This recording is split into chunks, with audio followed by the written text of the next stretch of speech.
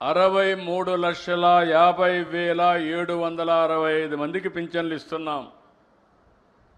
నెలలో ఈ ఒక్క కార్యక్రమంలో 2,745 కోట్ల పింఛన్ కింద ఇస్తున్నాం నెలవారీగా.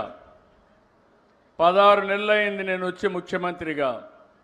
48,019 కోట్ల రూపాయలు ఈ పేదవాళ్ళకి ఇచ్చిన ఏకైక ప్రభుత్వం ఈ ప్రభుత్వం అని చెప్పి నేను మీకు తెలియజేస్తున్నా. ఇంకొక పక్కన ఎవరైనా చనిపోతే చనిపోయిన నెల నుంచి వితంతో పింఛన్ ఇస్తున్నాం. ఇంకొక పక్క మీరు చూస్తే ఒక నెలలో తీసుకోకపోతే రెండో నెలలో ఇస్తున్నాం. ఆ విధంగా ఈ నెలలో 10,579 మందికి 4,23,00,000 వితంతో పింఛన్లు ఇచ్చాం. రెండో నెల కూడా పింఛను రెండు కలిపితే 1,34,023 మందికి 108 కోట్లు ఇచ్చాం.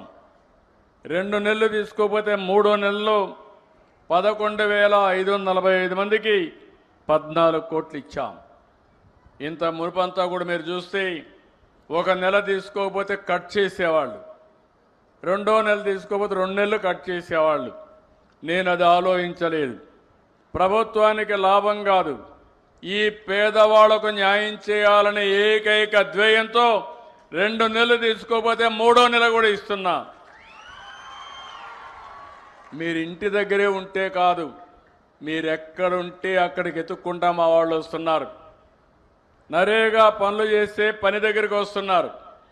హాస్పిటల్లో ఉంటే హాస్పిటల్కి వచ్చి ఇస్తున్నారు.